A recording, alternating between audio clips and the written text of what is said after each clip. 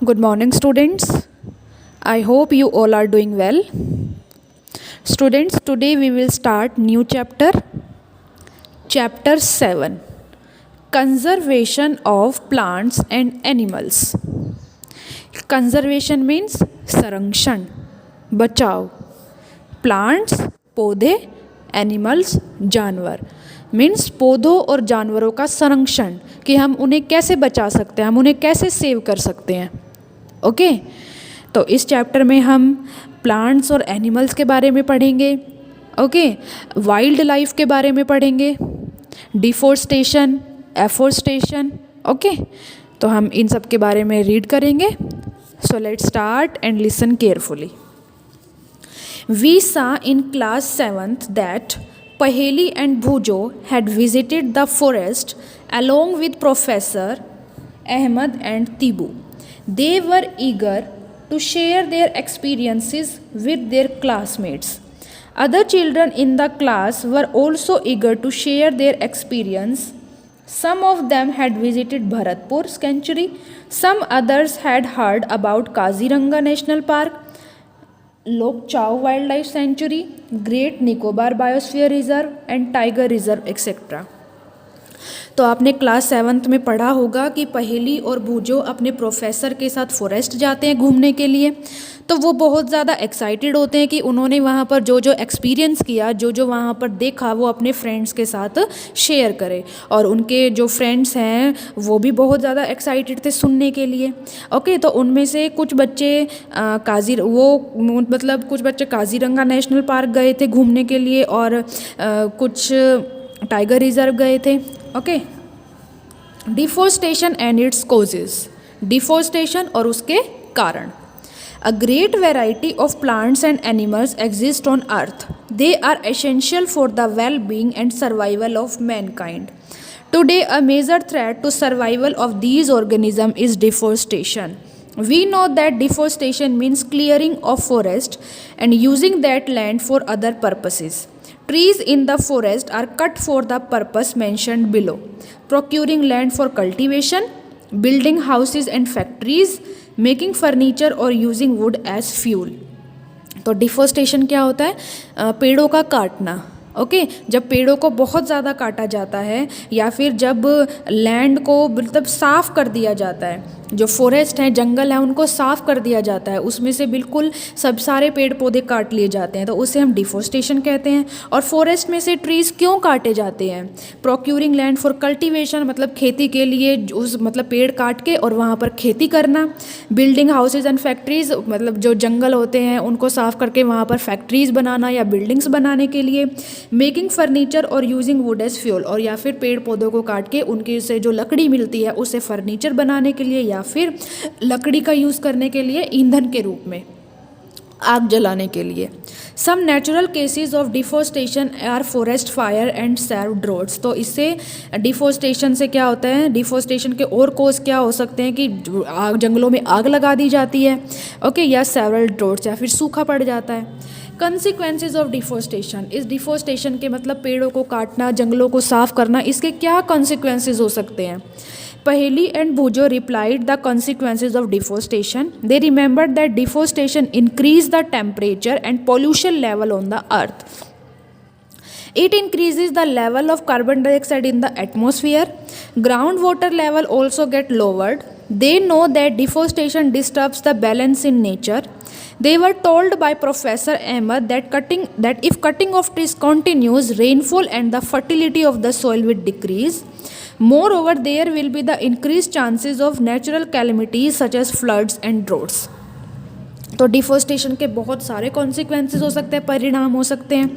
Okay तो deforestation जब पेड़ों को काटा जाता है तो इससे जो हमारा अर्थ का टेम्परेचर है वो बहुत ज़्यादा बढ़ सकता है, इंक्रीज़ हो सकता है, और बहुत ज़्यादा पॉल्यूशन का लेवल है वो भी इंक्रीज़ हो जाएगा. हमारे एटमॉस्फेयर में कार्बन डाइऑक्साइड का लेवल इंक्रीज़ हो जाएगा, क्योंकि प्लांट्स हमें ऑक्सीजन देते हैं. तो जब प्लांट्स ही नहीं रहेंगे तो ऑक्सीजन हमें मिलेगी नहीं, तो हमारे एटमॉस्फेयर में कार्बन डाइऑक्साइड बहुत ज़्यादा हो जाएगी. और इससे जो नेचर का जो बैलेंस है वो डिस्टर्ब हो जाएगा।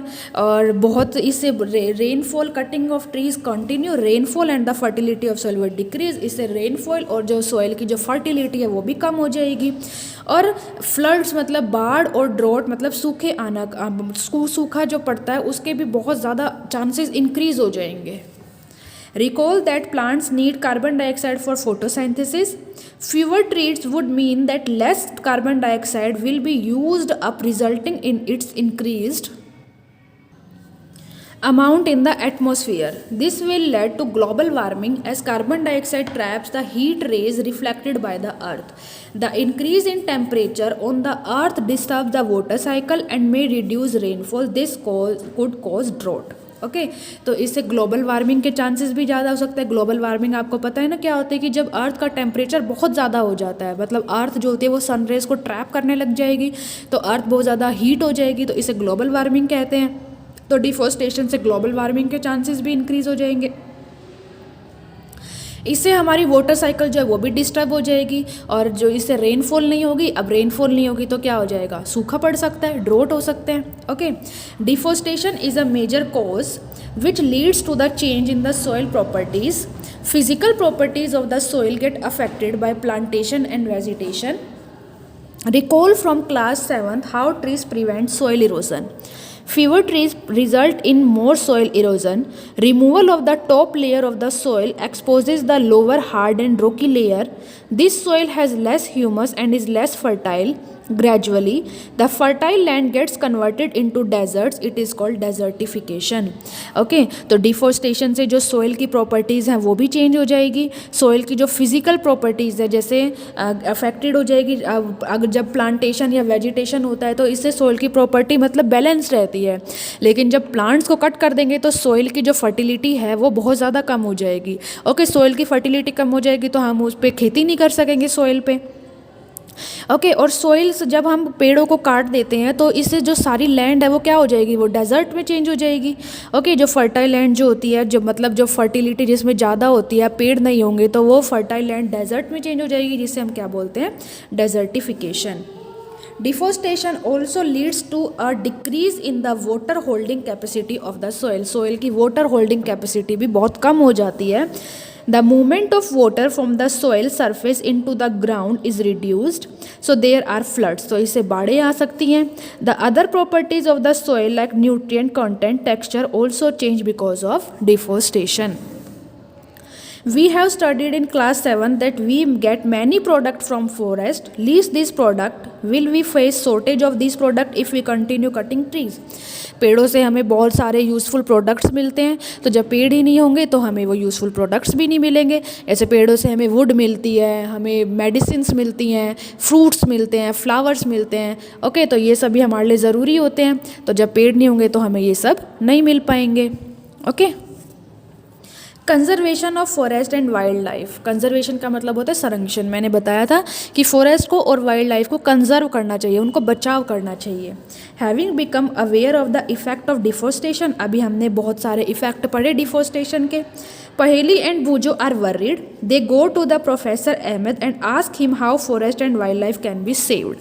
तो पहेली और बूजो बहुत ज़्यादा वर्रिड हो जाते हैं कि भाई कितने ज़्यादा मतलब डेंजरस कॉन्सिक्वेंसेस होते हैं डिफॉरेस्टेशन के। तो वो अपने प्रोफेसर के पास जाते हैं और वो इन्हें मतलब फॉरेस्ट को और वाइल्ड लाइफ को कैसे सेव किया जा सकता है ये पूछते हैं। Professor Ahmad organizes a visit to a biosphere reserve for Paheli, Bujo and their classmate. He select a place named Panchmari Biosphere Reserve. He knows that the plant and animal found here are similar to those of the upper Himalayan peaks and to those belonging to the lower western Ghats. Professor Ahmad believes that the biodiversity found here is unique. Here, he requested Mahadevji, a forest employee, to guide the children inside the biosphere reserve, explain that preserving areas of such biological importance make them a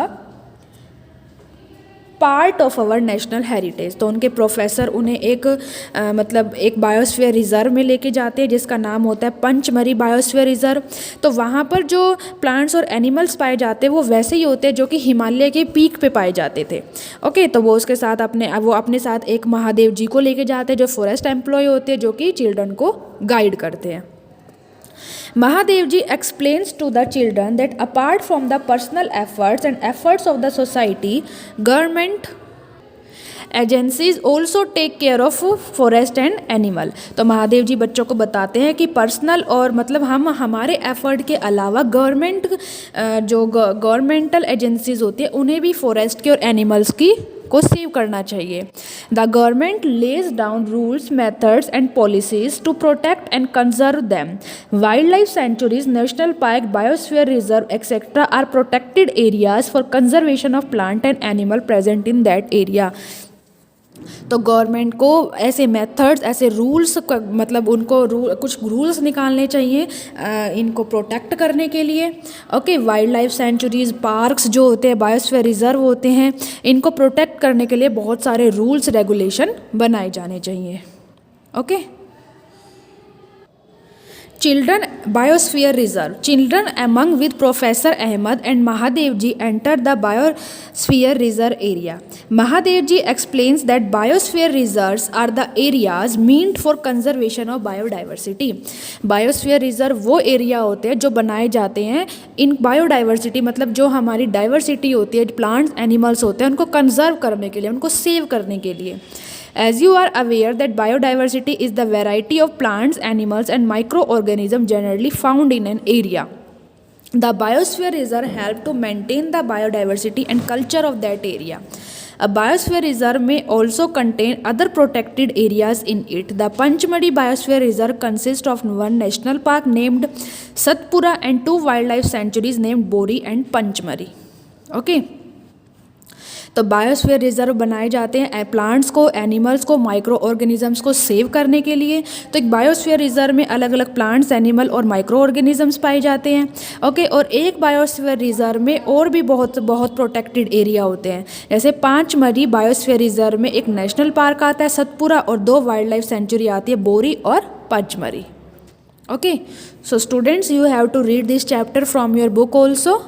Rest of the chapter we will read tomorrow. Thank you.